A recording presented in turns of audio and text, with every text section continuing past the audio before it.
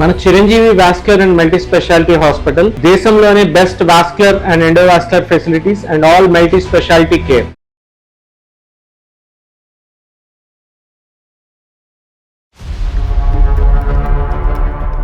Madam గారు ఏమో ఇప్పుడు జాబ్ కి ఆమె బిజీగా ఉంటారు.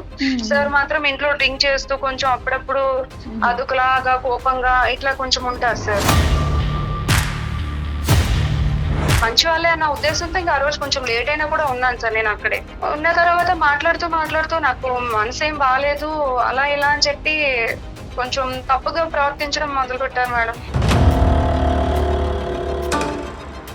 Most expected response. ఆయన ఒంటి మీద చేయడం అలా చేస్తున్నారు సార్.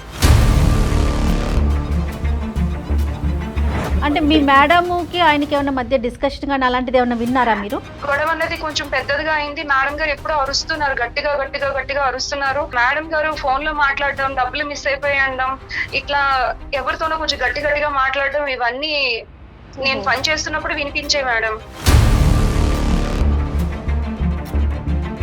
ఇప్పుడు నా పరిస్థితి ఏంటో నాకు అర్థం కావట్లేదు సార్. చెప్పుకునే పరిస్థితి కాదు సార్. నేను ముందు నువ్వు వెనకతలు పోయి ఒప్పుకుంటే ఒక సమస్య, ఒప్పుకోకపోతే ఒక సమస్య. ఇంకా నేను చచ్చిపోవడం తప్ప నాకు వేరే అవకాశం లేదు మేడం. కానీ ఒకప్పుడు అది పోలీసులు వాళ్ళు వాకబు వాళ్ళు ఎంక్వైరీలో తేలితే నన్ను జైల్లో పెడతానంటున్నారు కదా సార్ పోలీసులు వచ్చి. కోఆపరేషన్ చేస్తేనే జరిగింది అయిపోయింది అంతే. ఒక వివరం చెప్పేంత వరకు, కంప్లీట్ అయ్యేంత వరకు ఫోన్ మాత్రం కట్ చేయకండి. మీరెవరు సార్? మీరు ఇళ్ళకి వచ్చారు, మీరు ఎక్కడి నుంచి వచ్చారు, మీరెవరు? కాదండి, మేము ఆకాశం నుంచి వచ్చాం, అదంతా అనవసరం. మీరు తప్పు చేశారు. ఉద్యోగం అంత చదువుకున్నారు, మీరు చేసిన పని ఏంటి? మీరేం పని చేశారు? మీరు చేసినటువంటి పనికి నా జీవితంలో నేను మీకు ఎప్పుడూ రెస్పెక్ట్ ఇవ్వను. కానీ ఈరోజు ఆ అమ్మాయి జీవితం, ఆ అమ్మాయి భవిష్యత్తు మీ యొక్క నిర్ణయం మీద ముడిపడి ఉంది. మీరు మా కళ్ళు ఎదుర్కొంటే లేరు కాబట్టి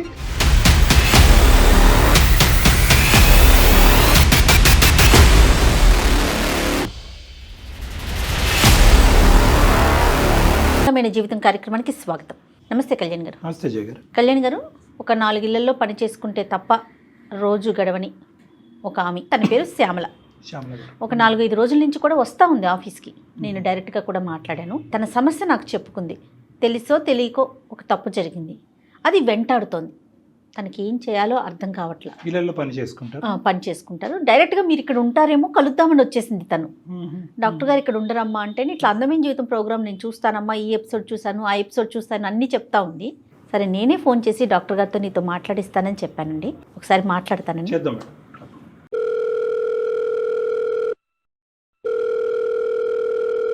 హలో హలో, నమస్తే అండి, శ్యామల గారమ్మ మాట్లాడేది. అవును మేడం. నమస్తే అమ్మా, నేను జయాని అందమైన జీవితం ప్రోగ్రామ్ నుంచి కాల్ చేస్తున్నాను. నమస్తే మేడం. నమస్తే అమ్మా. మొన్న వచ్చి మీరు మాట్లాడారు కదా, సో నేను డాక్టర్ గారితో మాట్లాడిస్తానని చెప్పాను. ఈరోజు డాక్టర్ గారు ఉన్నారు మనతో పాటు స్టూడియోలో. మరి ఒకసారి మాట్లాడతారా మీరు? మాట్లాడతాను మేడం. ఓకే అమ్మా, సరే. నమస్తే అమ్మా శ్యామల. నమస్తే సార్. నా పేరు డాక్టర్ కళ్యాణ్ చక్రవర్తి అమ్మా. చెప్పండి అమ్మా, ఏంటి సమస్య అమ్మా? సార్ నేను శ్యామలాని సార్. నేను నారపల్లిలో ఉండేదాన్ని సార్. అమ్మా సార్, నేను నా భర్త నా పాప పని కోసం అని చెప్పి హైదరాబాద్ కి వచ్చాం సార్, బతుకు తెరువు కోసం అని. అయితే నేను 4 ఇళ్లలో పని చేసుకుంటూ బతుకుతాను మేడం. ఎంత వయసు అమ్మా మీ పాప? వయసు ఎంత? పాపకి 3 సంవత్సరాలు సార్. నీ వయసు ఎంతమ్మా? నాకు 28 సంవత్సరాలు సార్. చిన్నదాన్ని. ఓకే ఓకే, సరే. మీ ఆయన ఏం చేస్తూ ఉంటాడు? మా ఆయన ఆటో నడుపుతూ ఉంటారు సార్. నువ్వు ఇళ్లలో పని చేస్తారా? అవునండి. చెప్పు తల్లి, ఏమైంది? ఇంట్లో ఇబ్బందుల కోసమని 4 ఇళ్లలో పని చేస్తూ ఉంటాను సార్. అన్ని ఇళ్లలోనే చేస్తావమ్మా, ఆఫీసులో అట్లా ఏమన్నా చేసుకుంటావా? ఇళ్లలోనే మేడం. ఓకే ఓకే, చెప్పమ్మా. ఏంటమ్మా సమస్య, ఏమైంది? ఒక అపార్ట్మెంట్ లో పనికి వెళ్తుంటే పక్కింట్లో కూడా ఉందమ్మా, అక్కడ కూడా పనికి కావాలంట అని చెప్తే నేను అక్కడికి వెళ్ళాను మేడం. అప్పటి నుంచి 1 సంవత్సరం నుంచి ఒక ఇంట్లోకి పనికి వెళ్తున్నాను మేడం.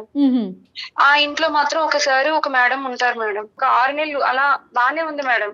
ఎందుకంటే నేను పనికి వెళ్ళడం, సార్ ఏమో ఇంట్లోనే ఉంటారు, అమ్మగారేమో మేడం గారేమో సాఫ్ట్వేర్, ఆమె అప్పుడప్పుడు నైట్ షిఫ్ట్స్ కు కూడా వెళ్తూ ఉంటారు మేడం. అతను ఎందుకు ఇంట్లో ఉంటాడమ్మా? అతను పని ఏమీ చేయరండి, ఇంట్లోనే ఉంటారు సార్. ఆయనకి వండి పెట్టడానికి అని చెప్పి మేడం పని చేయడానికి, ఆయన వంట చేయడానికి అని చెప్పి నన్ను పనిలో పెట్టారండి. సో ఇంటి పని వంట పని 2 మీరే చూసుకునేవారు? రెండు నేనే చేసేదాన్ని సార్. అమ్మగారుని సారు ఇద్దరు కూడా నిన్ను మంచిగానే చూసుకునేవారు? బాగా చూసుకునేవారు సార్. ఏదైనా కావాలన్నా సార్ కూడా ఏమన్నా ఇంట్లో పరిస్థితి బాగాలేదని ఏమన్నా చెప్తే సార్ కూడా ఇట్లా డబ్బులు ఇవ్వడం, పాపకి ఏమైనా పట్టుకెళ్ళము అని చెప్పడం, ఇట్లా అంతా బానే ఉండేది సార్. అమ్మగారు కూడా చాలా బాగా చూసుకునేవారు సార్. వాళ్ళకి పిల్లలు ఉన్నారా? లేరు మేడం.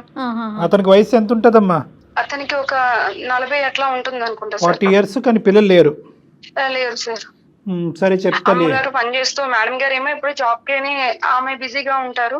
సార్ మాత్రం ఇంట్లో డ్రింక్ చేస్తూ కొంచెం అప్పుడప్పుడు అదుకులాగా కోపంగా ఇట్లా కొంచెం ఉంటారు సార్. సో ఒకటి అతనికి ఉద్యోగం లేదు, రెండోది అతను డ్రింక్ చేస్తారు, మూడోది అతని వయసు 40 సంవత్సరాలు, వాళ్ళకి పిల్లలు లేరు. అవును సార్. కొద్దిగా ఇంట్రెస్టింగ్. ఓకే చెప్పమ్మా. ఆయన ఒక్కొక్కసారి కోపంగా ఉంటారు. అలా ఉన్న నేను మాత్రం నా పని చేసుకుంటూ పొద్దున్న రావడం, పని చేయడం, మళ్ళీ సార్కి పట్టేయడం, వంట చేయడం, ఆయనకి పెట్టేసి వెళ్ళిపోవడం, ఇలా వెళ్తూ ఉండేది మేడం. అయితే సడన్ గా ఏమైందో తెలియదు. ఒక రోజు సార్ కొంచెం డిస్టర్బ్ గా ఉన్నాను అంటే కూర్చోమంటే కూర్చున్నాను మేడం. అప్పుడు మేడం లేరా? అప్పుడు మేడం లేరు. ఓకే. మేడం నైట్ షిఫ్ట్ కి వెళ్ళారు మేడం. ఎప్పుడు ఉండేవాళ్లే కదా, బాగా మాట్లాడతారని చెప్పి ఇంకా ఆ రోజు నేను కూడా టైం అవుతున్నా కూడా ఉన్నాను మేడం అక్కడే. సార్ ఇట్లా మాట్లాడాలి అని ఏదో అంటే, సార్ అలాగే సార్ అని చెప్పి నేను ఇంకా అక్కడ కూర్చొని సార్ ఏదో చెప్తుంటే మాట్లాడుతూ యూజువల్ గా శ్యామల గారు ఏ టైం కి మీ పని అయిపోయేది, ఏ టైం కి మీరు రిటర్న్ అవ్వాలి? అంటే సార్ నేను సార్ కి వంట చేసి 6 గంటలకు వచ్చి ఆయనకి వంట చేసి భోజనం పెట్టేసి నేను 8 గంటలకు అలా వెళ్ళిపోవాలి సార్. 8 PM అమ్మ, ఈవినింగ్ 8 o'clock. అవును సార్. సో బాగా చీకటి పడిన తర్వాత వెళ్తాం. మీ అమ్మగారు ఎన్నింటికి వచ్చేవారు ఆవిడ? అమ్మగారు ఒక్కొక్కసారి 8 గంటలకు వచ్చేవారు, ఒక్కొక్కసారి 9 గంటలకి అట్లా ఆవిడ టైం కి వచ్చేవారు సార్.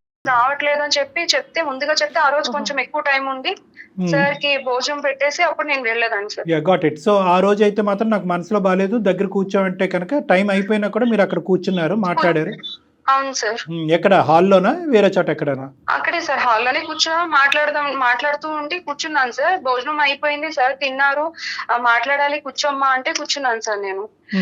సార్ ఎప్పుడు మాట్లాడేదే కదా సార్, ఆయన మంచి వాళ్ళనే అనుకున్నాను సార్. మంచిగా మాట్లాడుతూ ఉంటారు, ఎప్పుడు పిల్లల కోసం అని ఆలోచించి నా పాపకి అది ఇది ఇవ్వడం వల్ల నేను కూడా ఆయన మంచి వాళ్ళే అన్న ఉద్దేశంతో ఇంకా ఆ రోజు కొంచెం లేట్ అయినా కూడా ఉన్నాను సార్. నేను అక్కడే ఉన్న తర్వాత మాట్లాడుతూ నాకు మనసు ఏం బాగాలేదు అలా ఇలా అని చెప్పి కొంచెం తప్పుగా ప్రవర్తించడం మొదలు పెట్టారు మేడం.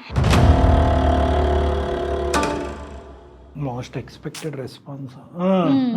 అంటే తప్పుడుగా ప్రవర్తించడం అంటే ఏంటి? అప్పుడు తాగి ఉన్నారా, మాత్రం డ్రింక్ చేసి ఉన్నారా? చేశారు సార్. అంటే ఇంకా ఏం జరిగిందమ్మా, అడగచ్చా మిమ్మల్ని?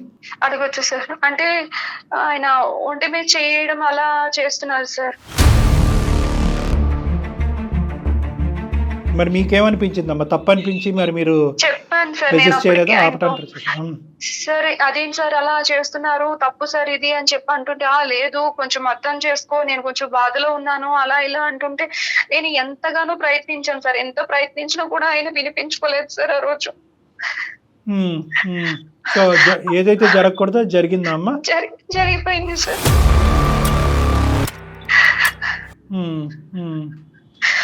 ఆ తర్వాత నేను ఇంకా అక్కడి నుంచి వెళ్ళిపోయాను సార్. వెళ్ళిపోయి ఇంకా నేను తర్వాత రోజు పొద్దున కూడా రాలేదు సార్ పనికి. అమ్మగారు ఫోన్ చేశారు, మేడం ఫోన్ చేసి ఏమ్మా ఎందుకు రాలేదు, ఇంత టైం అవుతుంది అన్న కూడా నేను ఏదో సాకు చెప్పాను. కానీ మళ్ళీ ఫోన్ చేసి నువ్వు రా, జరిగింది ఏదో జరిగిపోయింది, అదంతా వదిలేసే మనసులో పెట్టుకోవద్దు, నువ్వు ఎప్పటిలాగే రా అంటే ఇంకా నేను తప్పక వెళ్ళాను సార్. ఆ రోజు మరుసటి రోజు వెళ్ళాను, సార్ ఏమో మామూలుగానే ఉన్నారు, ఏమీ జరగనట్టు. మేడం ఏమో వెళ్ళిపోయారు, సార్ అంటున్నారు ఇంకా జరిగింది ఏదో జరిగిపోయింది, నువ్వు ఇదంతా మర్చిపో, ఎవరికి ఏమి చెప్పొద్దు అని చెప్పి మేడంకి అసలు చెప్పొద్దు అని అన్నారు సార్. మేడం చెప్పొద్దు అన్నారు, నిన్ను మనసులో తీసేయమన్నారు, ఏమీ లేనట్టే మాట్లాడుతున్నారు. అవును సార్, అసలు ఏమి జరగనట్టే మామూలుగానే ఉన్నారు సార్. క్షమాపణ అడగటం గానీ సారీ అని చెప్పడం గానీ ఇదేం లేదు. అంటే జరిగిపోయింది కదమ్మా, ఇంక జరిగిందని మార్చలేం కదా, ఇంక వదిలేసే ఇక్కడతో, ఇంకెవరికి చెప్పకు, తప్పైపోయిందిలే, ఇంకా నువ్వు ఇద్దరం కలిసి తప్పు చేశాం కదా అన్నట్టుగా మాట్లాడారు సార్ ఆయన. అదే అతను అవసరానికి ముందుకు వచ్చి నీ అవసరం కూడా తీరినట్టు మాట్లాడాడు. అవును సార్. సరే తర్వాత ఏమైందమ్మా? తర్వాత సార్ మాత్రం అక్కడి నుంచి వెళ్ళిపోయారంట. 1 month అవుతుంది. 1 month అయిన తర్వాత సార్ వెళ్ళిపోయారు. ఒకసారి మాత్రం వెళ్లే ముందు నీకు ఇంత అమౌంట్ ఇస్తున్నాను, డబ్బులు ఇస్తున్నాను, నీకు ఖర్చులకు ఉంచుకో, నీ పరిస్థితి బాగాలేదు కదా, నువ్వు ఈ విషయం ఇంకెవరికి చెప్పకు అని చెప్పి అన్ని డబ్బులు ఇచ్చారు సార్. వెళ్ళిపోవటం అంటే ఏంటి శ్యామల, ఎక్కడికి వెళ్ళిపోయారు? అంటే మేడం ఆయన జాబ్ కోసం వెళ్ళిపోయారు ఏంటి అనేది నాకైతే చెప్పలేదు మేడం, కానీ ఆయన మాత్రం ఇంట్లో ఉండకుండా వెళ్ళిపోయారు. అంటే మీ మేడంకి ఆయనకి ఏమన్నా మధ్య డిస్కషన్ కానీ అలాంటిది ఏమన్నా విన్నారా మీరు? అవుతుంది మేడం, వాళ్ళు రోజు తిట్టుకోవడం, ఇట్లా అరుచుకోవడం ఇలా జరుగుతుంది. అంటే సార్ ఏమో కోవిడ్ టైంలో ఏదో బిజినెస్ పెట్టి లాస్ అయిపోయారంట మేడం. ఓకే. అందుకని ఆయన ఇంట్లో ఉంటున్నారంట.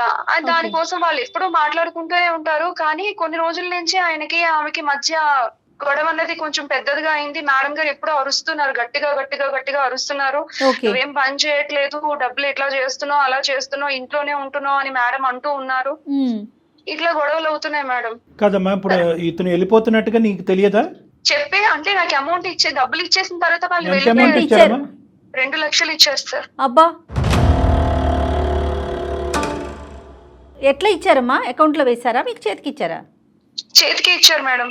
ఎందుకని అడిగావమ్మా? అడిగాను సార్, ఎందుకు సార్ ఇంత డబ్బులు ఇస్తున్నారు అంటే, లేదు నువ్వు ఇబ్బందుల్లో ఉన్నావు కదా అని చెప్పి అన్నారు సార్. నువ్వేమీ ఆశపడలే డబ్బుల గురించి? లేదు సార్, అతనే ఇచ్చారు. అంటే అసలు ఆవిడకి తెలియదు కదా డాక్టర్ గారు?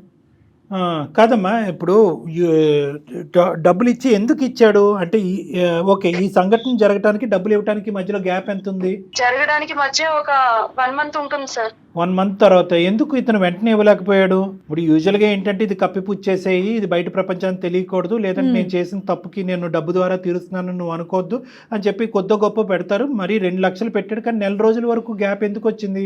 ఇంకా నాకేం తెలియదు సార్, అప్పటికేం తెలియదు. అప్పుడు డబ్బులు మాత్రమే ఇచ్చేసారు సార్. 2 లక్షలు ఇచ్చి నువ్వు ఎవరికి చెప్పకు, మేడం గారికి కూడా చెప్పొద్దు అని చెప్పారు సార్. సో అంతా మర్చిపో అనేది. సో ఈ 1 month లో మళ్ళీ అతను నీ దగ్గర రావటం కానీ నీతో ఇంకో తప్పుడుగా ప్రవర్తించడం కానీ చేయలేదు. సో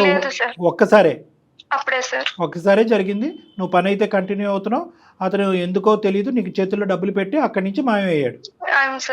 మేడం అయితే మామూలుగానే ఉందండి? బానే ఉన్నారు మేడం. నేను ఆయన వెళ్ళిపోయినా కూడా నేను పని కోసం నాకు ఇంకా పని మానేస్తే డబ్బులు రావు కదా మేడం, అందుకని నేను నార్మల్ గా పనికి ఎప్పుడు అమ్మగారు ఉన్నా పనికి వెళ్ళిపోతూనే అమ్మగారు డబ్బులు ఇస్తూ ఇలా బానే ఉన్నాం మేడం. అంటే మేడం కి తెలిసి ఇతను వెళ్ళిపోయాడా అనేది జయ గారి డౌట్. అది ఇది ఎవరికి తెలియదు కదా మూడో కంటికి? లేదు sir. Right okay, carry on అమ్మా. తర్వాత ఏమైందమ్మా? సార్ వెళ్ళిపోయిన తర్వాత మేడం గారు ఉన్నారని నేను పనికి ఎప్పుడూ వస్తూ వెళ్తూ ఉండేదాన్ని సార్. కాకపోతే తర్వాత నుంచి సార్ మేడం గారు ఫోన్ లో మాట్లాడడం, డబ్బులు మిస్ అయిపోయడం, ఇట్లా ఎవరితోనో కొంచెం గట్టిగా మాట్లాడడం, ఇవన్నీ నేను పని చేస్తున్నప్పుడు వినిపించే మేడం. డబ్బులు మిస్ అయినాయి. ఓకే, ఏమాత్రం మిస్ అయినది ఏమో తెలిసిందమ్మా? అంటే ఇంట్లో 6 లక్షల వరకు కనిపించట్లేదు అని చెప్పి మేడం గారు అంటూ ఉండేవారు సార్. నీకు ఇచ్చింది ఎంతమ్మా అతను? నాకు 2 లక్షలు ఇచ్చారు సార్. సో 2 + 4 టోటల్ 6 మిస్సింగ్ ఇంట్లో. అవును సార్. మరి అనుమానం ఎవరి మీద వచ్చింది ఆ మేడం గారికి?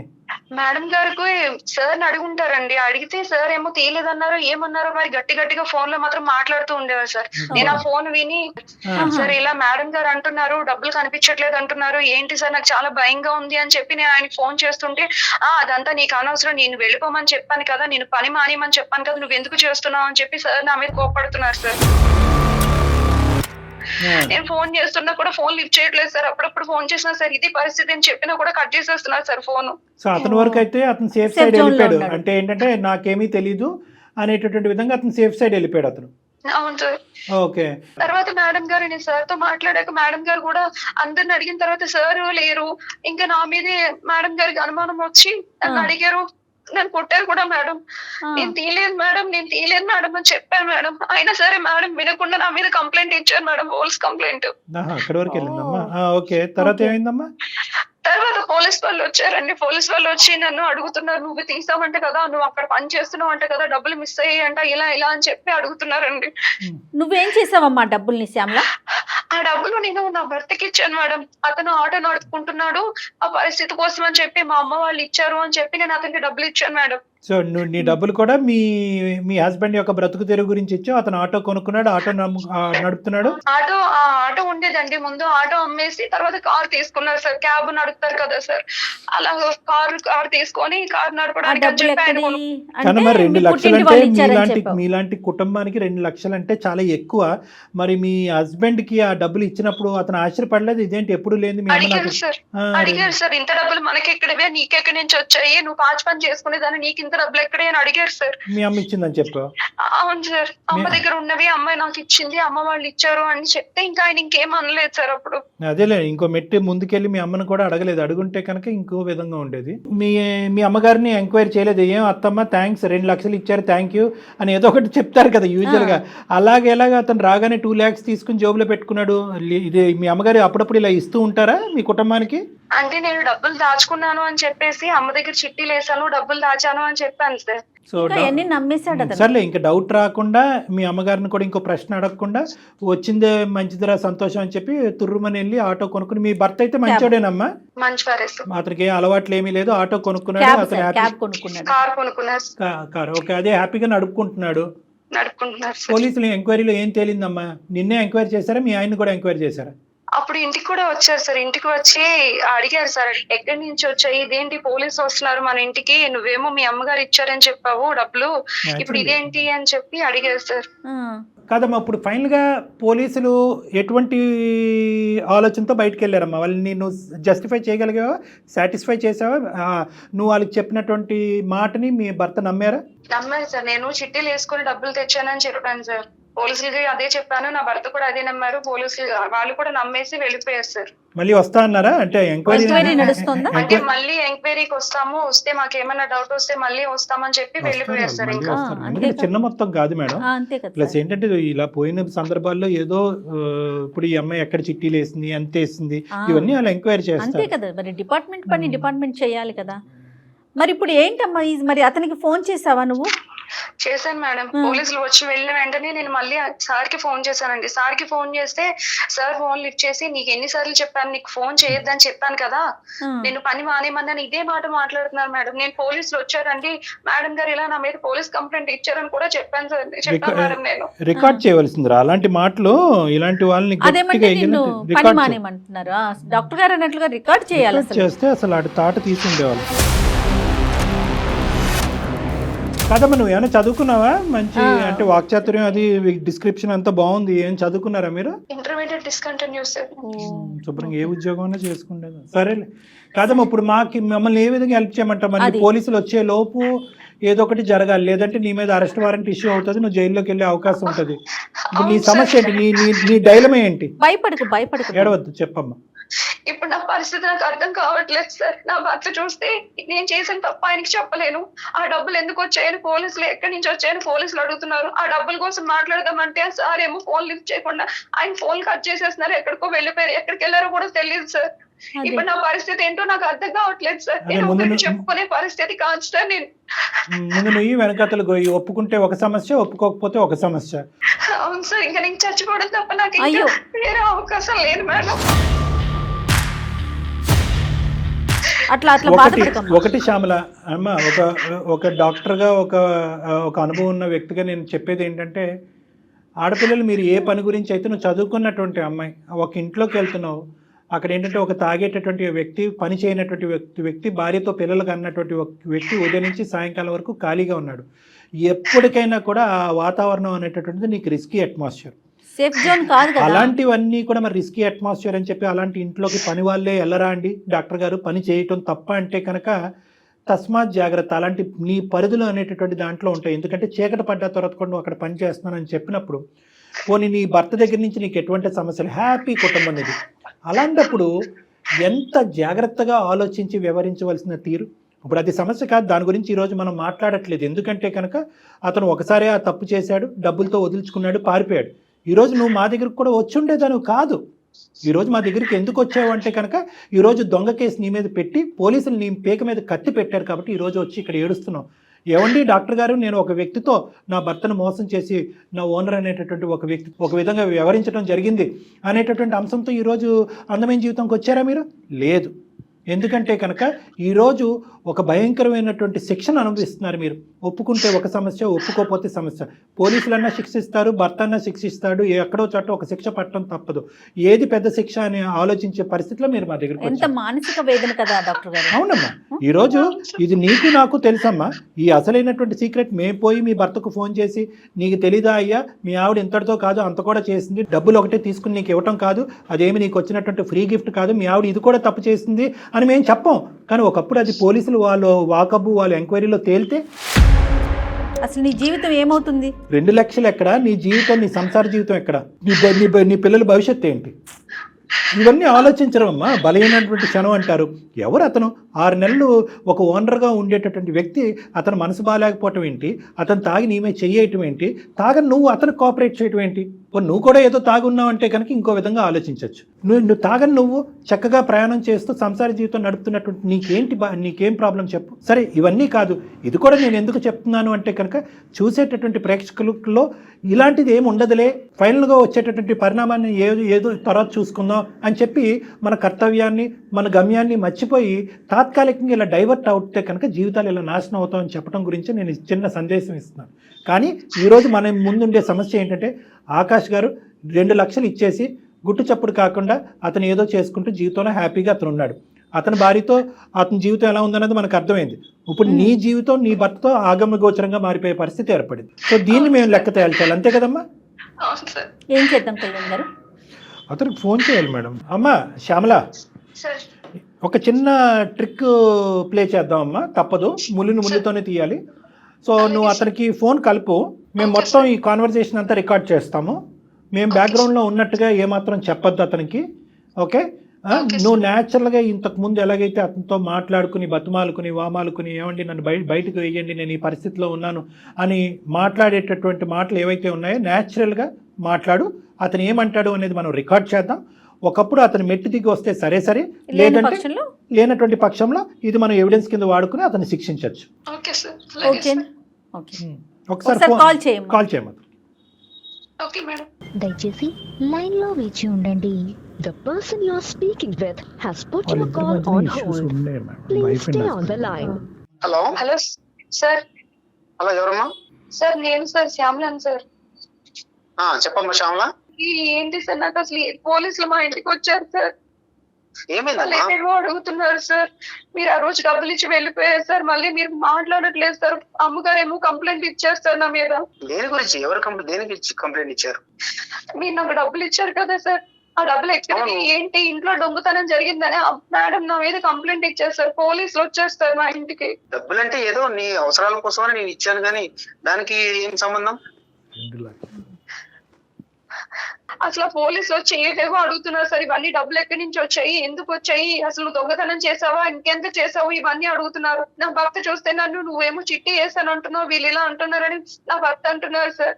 నాకు సంబంధం లేదమ్మా, ఏదో డబ్బులు నీ అవసరం కోసం అని ఇచ్చాను. నాకెందుకు ఫోన్ చేస్తున్నావు? ఫోన్ చేయదంటే ఎలా సార్? నా పరిస్థితి అర్థం చేసుకోండి సార్. నన్ను జైల్లో పెడతాను అంటున్నారు సార్. నా పరిస్థితి చూడండి సార్. నాకు చిన్న పాప ఉంది, నా భర్త, నా జీవితం నాశనం అయిపోయేలా ఉంది సార్. అవునమ్మా, గమని నాకేం చెప్తున్నావు? నా మీద దొంగతనం మోపలేదు సార్. నేను అసలు డబ్బులు తీయలేదు కదా సార్, మీరు ఇచ్చారు సార్. మీరు చెప్పండి సార్, మీరు ఇచ్చారని చెప్పండి సార్. నన్ను జైల్లో పెడతాను అంటున్నారు సార్. నాకు ఆ విషయాలని చెప్పొద్దమ్మా, నేను చాలా బిజీలో ఉన్నాను ఇక్కడ వర్క్ లో. ఏంటమ్మా నన్ను సతాయిస్తావు? అప్పుడు ఏదో నీ అవసరం కోసం అనేది డబ్బులు ఇచ్చాను, ఇప్పుడు నేను అదే జరిగిందని నా తప్పంటావేంటి? సార్ ఆ రోజు జరిగింది కదా సార్, మీ వల్లనే కదా సార్. అదే ఇప్పుడు ఏమి తెలియనట్టు వదిలేమంటే ఎలా అవుతుంది సార్ ఇదంతానా? నా వల్ల ఏం జరగలేదమ్మా, ఏదో చూసాను, ఆలోచించాను. నువ్వు కోఆపరేషన్ చేసేది జరిగింది అయిపోయింది అంతే. నన్ను ఎందుకు అడుగుతున్నావు? అవన్నీ నేను ఇష్టం ఉంటే ఇంట్లో పని చేసుకోమంటే లేదు. నేనే డిప్రెషన్ లో నేను బయటకు వచ్చాను, నా వర్క్ లో ఉన్నాను ఇక్కడ. సార్ అలా వదిలేస్తే ఎలా అవుతుంది సార్? నేను ఆ రోజే పని మానేసామని చెప్పాను కదా మా శ్యామల. తప్పు జరిగిందంటే నీ కోఆపరేషన్ అయితే తప్పు జరిగిందా? వాళ్ళు నాకు ఊకే ఫోన్ చేసి నన్ను సతాయిస్తావు ఎందుకు? ఆకాష్ గారు, మేము లైన్లో ఉన్నాం. నా పేరు డాక్టర్ కళ్యాణ్ చక్రవర్తి అండి. మేము సుమన్ టీవీ అందమైన జీవితంలో నుంచి మాట్లాడుతున్నాం. మేము బ్యాక్గ్రౌండ్లో ఉన్నామండి. ఆకాష్ గారు, నాతో పాటు జయ గారు కూడా ఉన్నారు. మా కార్యక్రమం గురించి మీకు తెలిసే ఉంటుంది. దయచేసి ఒక చిన్న విన్నపం, అర్ధాంతరంగా ఫోన్ మాత్రం కట్ చేయకండి. మీరెవరు సార్? మీరు లైన్లోకి వచ్చారు, మీరు ఎక్కడి నుంచి వచ్చారు? మీరెవరు? కాదండి, మేము ఆకాశం నుంచి వచ్చాం, అదంతా అనవసరం. మీరు చేసినటువంటి తప్పు పనికి ఈ రోజు అమ్మాయి బాధితురాలు అయ్యి అనుభవిస్తుంది. మన ఇద్దరం కలిసి చేసాం కదా. నేనేం తప్పు చేశానండి? కాదండి, మీరు ఇందాక ఏదో కోఆపరేషన్ అన్నారు కదా, మరి ఏం కోఆపరేట్ చేసుకున్నారు ఒకరికొకరు? సార్ మీకు అవన్నీ ఏం అవసరం సార్? మీకు నాకు ఎందుకు అవసరం లేదనేది నేను తర్వాత చెప్తాను. ఈ రోజు ఆ అమ్మాయి జీవితం సందిగ్ధ పరిస్థితిలో ఉంది. ముందు నుయ్యి వెనకట్లు గొయ్యి ఉంది. ఆ అమ్మాయి తెలియక ఒక తప్పు చేసింది. మీరు కూడా తప్పు చేశారు, కాదనట్లేదు. మీరు దానికి పరిష్కార మార్గంగా ఒక 2 లక్షలు ఆ అమ్మాయికి ఇచ్చారు, అది కూడా ఓకే.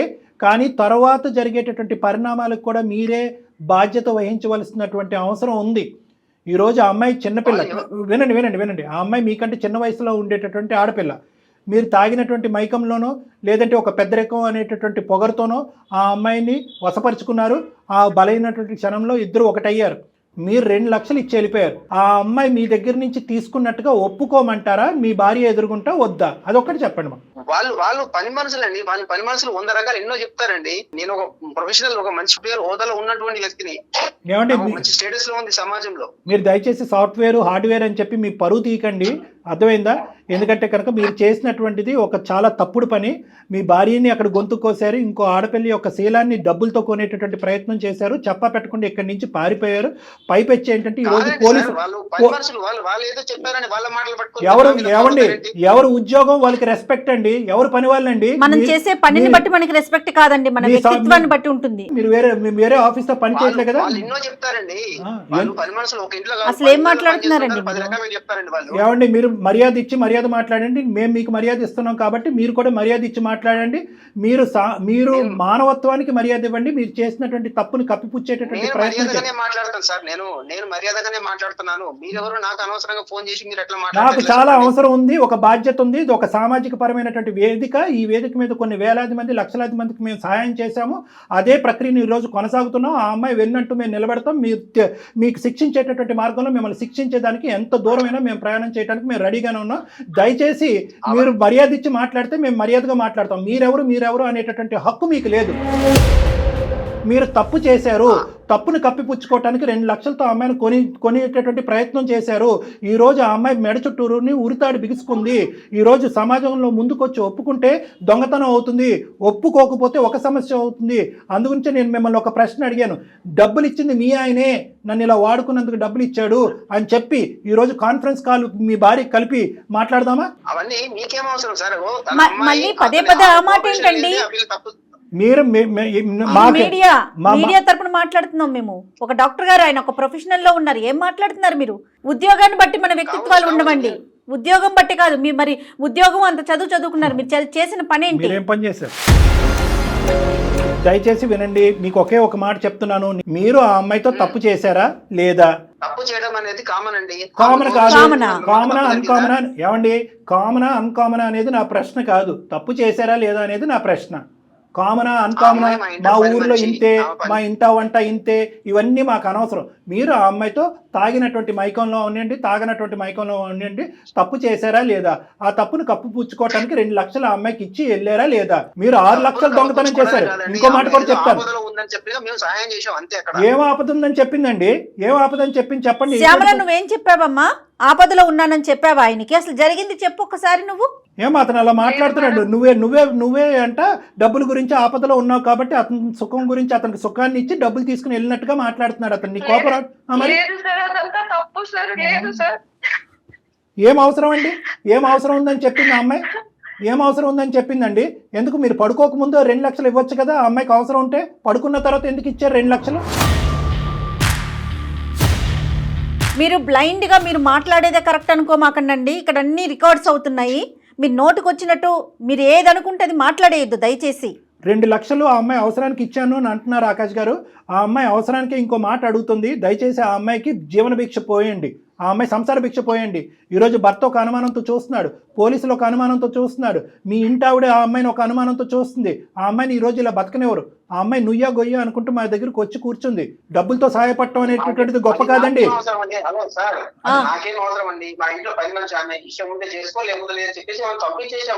మరి మీ ఇంటికి పని కోసం వచ్చిన పిల్లతో మీరు బిహేవ్ చేసేది అదేనండి? అది కరెక్టేనా? అంటే మీ ఇష్టమా? పని అమ్మాయిని ఒంటి పనికి వాడుకున్నారు, ఆ. ఇంటి పని వంట పని కాకుండా ఒంటి పనికి వాడుకున్నారు మీరు మరి. అలాగని కాదు సార్, అలాగని కాదు, కోఆపరేషన్ ఉంది కాబట్టి ఏదో నోటికొచ్చినట్టు మాట్లాడమాకండి దయచేసి. సూపర్. మీరు ఒక ఆడపిల్ల గురించి కోఆపరేషన్ ఉంది అని అన్నారు, కోఆపరేషన్ లేదు అని ఇవన్నీ పక్కన పెట్టండి. మీరు ఈ రోజు మీ ఇంట్లోంచి 6 లక్షల రూపాయలు తీసుకెళ్లారు, అవునా కాదా? మొత్తం ఈ అమ్మాయి మీద మొత్తం 6 లక్షలు దొంగతనం చేసిన, 2 లక్షలు కాదు 6 లక్షలు దొంగతనం చేసినట్టుగా ఈ అమ్మాయి మీద ఇప్పుడు ఉండేటటువంటి అభియోగం. కాదు డాక్టర్ గారు, అసలు అట్లా నోటికొచ్చినట్టు మాట్లాడతాడు ఏంటండి అమ్మాయిని పట్టుకొని? తాట తీసేవాళ్ళగా కాదు, అదే ఎదురుగుంటూ ఉంటే కనుక ఇంకో విధంగా ఉండేది ఈ సమస్యకి పరిష్కారం. మీరు ఎక్కడో ఉండి ఎక్కడున్నారో తెలియకుండా దొంగచాటును పారిపోయి అక్కడెక్కడో మీ ఆవిడ యొక్క డబ్బులు దొంగతనం చేసి వాటితో మీరు సుఖాలు అనిపిస్తున్నారు కదా ఈ రోజు, అందుగురించి మీరు ఇలా మాట్లాడుతున్నారు. ఏం చేద్దాం కళ్యాణ్ గారు, ఇది కరెక్ట్ కాదండి అసలు. వర్క్ గురించి నాకు బయట ఉంటున్నాం, ఒక బిజినెస్ పరంగా బయట ఉంటున్నాం, పారిపోవడం ఏంటండి? సరే ఓకే మీరు ఉద్యోగాలు చేసుకుంటున్నారు, చాలా గౌరవప్రదం, అంతవరకు ఓకే. ఫోన్ కలుపుదామా మీ భార్యతో? అసలైనటువంటి నిజాలు ఆవిడకి కూడా తెలియాలిగా. శ్యామల ఒక పని చెయ్యమ్మా, మీ మేడంకి ఒకసారి లైన్ కలుపు, డాక్టర్ గారు మాట్లాడతారు.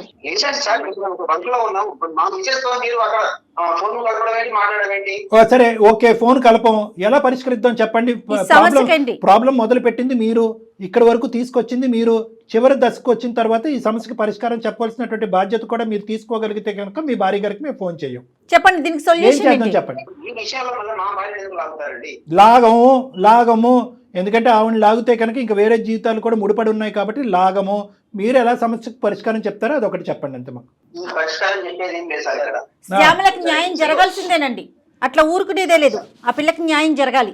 ఆకాష్, సమస్య మొదలుపెట్టింది మీరు, ఓకే. ఆ అమ్మాయిని కూడా ఇంతకుముందు ఈ ఫోన్ కలప ముందు కూడా ఆ అమ్మాయికి కూడా బుద్ధి చెప్పేటటువంటి ప్రయత్నం చేశాం. నువ్వు ఇంటి పని వంట పనికి వెళ్ళిన దాన్ని నువ్వు ఆ పని చేయవలసినటువంటి అవసరం ఏంటి? గౌరవ మర్యాద అనేటటువంటిది ఓనర్ గారికి ఇవ్వచ్చు, కానీ అంత మర్యాద ఇవ్వాల్సినటువంటి అవసరం లేదు. నువ్వు ఒకప్పుడు నిజంగా ఈ 2 లక్షలు అనేటటువంటి అంశం మీద మీ ఇంటి ఓనర్ ఆమె పోలీస్ కంప్లైంట్ పెట్టకుండా ఉంటే కనుక ఈరోజు నేను బాధితురాలని నువ్వు మా దగ్గరకు వచ్చి ఉండేదానివి కాదు. నువ్వు ఇప్పుడు చిక్కుముళ్ళలో ఉంటాం, పోలీసులు నీ మీద కేసు పెడతామని థ్రెట్ చేయటం, నీ భవిష్యత్తు ఆగమగోచరంలోకి వెళ్ళే పరిస్థితి ఉండటంతో నువ్వు మాకు ఫోన్ చేసావని చెప్పి ఆ అమ్మాయికి గట్టిగానే చెప్పాం. అలాగే మీకు కూడా చెప్తున్నాం, బెంగళూరులోనూ ఇంకో చోట ఎక్కడైతే ఉన్నారో దానికి సంబంధించిన అంశం కూడా మాకు అనవసరం. మీరు ఇంట్లో ఎందుకు డబ్బులు దొంగతనం చేశారు, లేదా ఇంట్లో మర్యాదపూర్వకంగానే తీసుకెళ్లారా, ఆ డబ్బుల మీద చెప్పి తీసుకెళ్ళినటువంటి డబ్బుల మీద మీ భార్య ఎందుకు కేసు పెట్టింది, మీ భార్యాభర్తల సమస్య ఏంటి అనేది మాకు అనవసరం. అక్కడ మీరు బిజినెస్ చేస్తున్నారు, ఏం చేస్తున్నారు మాకు అనవసరం. కానీ ఇక్కడ మీరు ఇచ్చినటువంటి చాలా ఏదో దయాదాక్షిణ్యాల మీద ఇచ్చినటువంటి 2 లక్షల వల్ల ఈరోజు ఆ అమ్మాయి నెత్తి మీదకి వచ్చి పడింది. దానికి మీరు ఏం పరిష్కారం చెప్పాలి అని అనుకుంటున్నారని చెప్పండి. ఈ 2+4 మొత్తానికి సమాధానం కావాలి కదా అలా భార్యకి.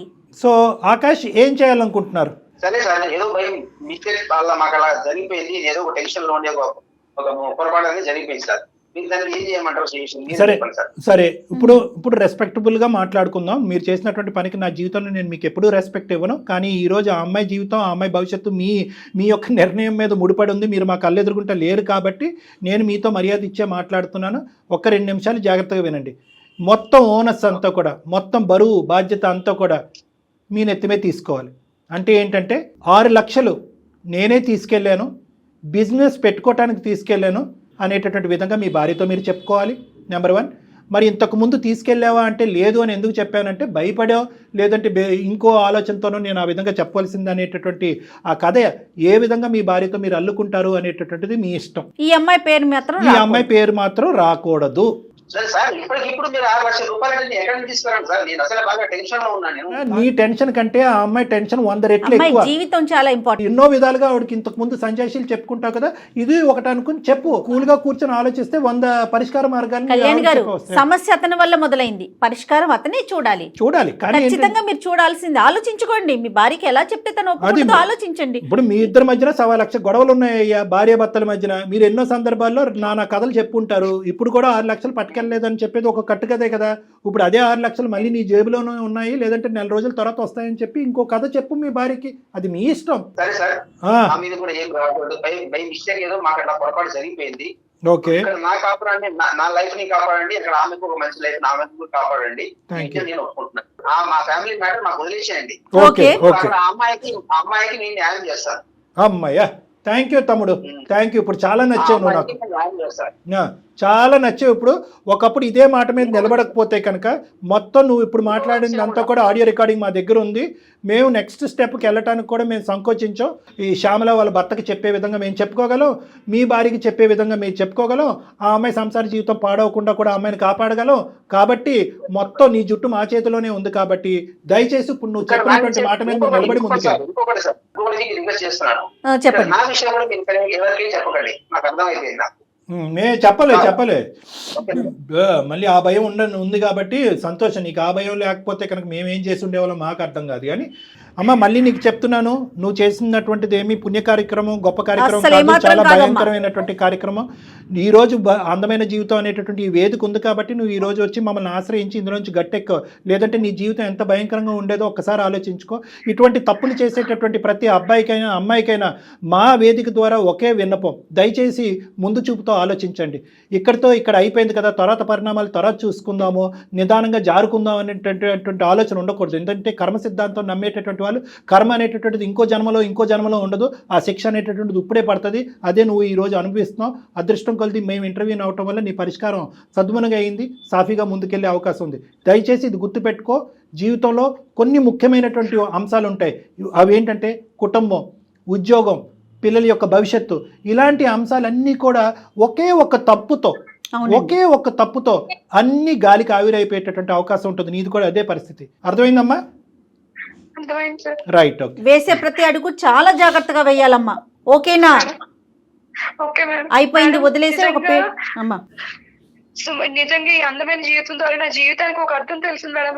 లేకపోతే పరిస్థితి ఏమైపోతుందో కూడా నాకు తెలిసేది కాదు మేడం. రైట్. ఏం జరగలేదమ్మా, జాగ్రత్తగా ఉండు, భవిష్యత్ అంతా నీదే. సరేనా? రైట్. ఓకే అమ్మా. ఓకేనమ్మా. ఇంకా అక్కడ ఆవిడకి ఎప్పుడైతే అప్పుడు ఆవిడకి డబ్బులు అందుతాయో, లేదంటే వీళ్ళిద్దరు భార్యాభర్తలు మాట్లాడుకుంటారో, ఆవిడ ఖచ్చితంగా కేసు వాపస్ తీసుకుంటుంది. లేదంటే ఒకప్పుడు అవసరమైతే కనుక మేము కూడా ఇంటర్వ్యూ అవుతాం, ఆవిడతో కూడా చెప్తాము. ఆవిడతో ఏమని చెప్తామంటే కనుక ఇలాగ మీ వారితో మేము మాట్లాడటం జరిగింది, అతనే ఈ సమస్యకు పరిష్కారం ఏంటి అనేటటువంటి విధంగా మాకు ఫోన్ చేశారు, అతనే డబ్బులు తీసుకున్నారంటమ్మా, మీ వారే డబ్బులు తీసుకున్నారంట, దయచేసి మీరు చూసుకోండి, ఆ అమ్మాయి ఎవరినో ఇరికించే ప్రయత్నం చేస్తున్నారంట, ఆ అమ్మాయిని ఇరికించొద్దని చెప్పి మీ ఓనర్ అమ్మకు కూడా మేము చెప్పుకునే ప్రయత్నం చేస్తామమ్మా. ఓకేనా? రైట్. ఆవిడ కేసు ఓకే అండి. రైట్ అండి. అతనికి అర్థమైంది కళ్యాణ్ గారు, మనం లైన్ లో ఉన్నాము. మేడం శ్యామల దగ్గర నుంచి 2 things, శ్యామల దగ్గర నుంచి అతని నెంబర్ తీసుకోవాలి. ఈ రోజు ఇలా మాట్లాడినటువంటి వ్యక్తి రేపు ప్లేట్ ఫిరాయించడం అనేది మనకు నమ్మకం లేదు. ఎందుకంటే అతను ప్లాన్ బి, ప్లాన్ సి ఏవో రకరకాల ఆలోచిస్తూ ఉంటాడు. ఫోన్ పెట్టిన తర్వాత మనం ఫోన్ పెట్టేంత వరకే అతను మాట్లాడు. కాబట్టి అతని నెంబర్ కూడా మనం తీసుకోవాలి. ఇంకా శ్యామల యొక్క కథ కంచికి చేరినట్టు కాదు. ఎందుకంటే మనం నెక్స్ట్ స్టేజ్ లో కూడా, అంటే ఆ అమ్మాయి మీద పడినటువంటి కేసు కూడా వాపస్ తీసుకునేంత వరకు పోరాటం అనేది కొనసాగాలి. తనకి మనం సపోర్ట్ చేయాలి. కానీ మీరు పదే చెప్తా ఉన్నారు చూడండి, ఆడపిల్లలైనా మగపిల్లలైనా మనం ఏం చేసినా ప్రతి క్షణం కూడా మెలకువతో, జాగరూకతో, అంటే దానివల్ల ఇబ్బంది మనకి కలగకూడదు, మన కుటుంబ సభ్యులకి కలగకుండా ముందుకు వెళ్ళాలి కదండి. అవునమ్మా. రైట్ అండి. Thank you so much Kalyan గారు. నమస్తే.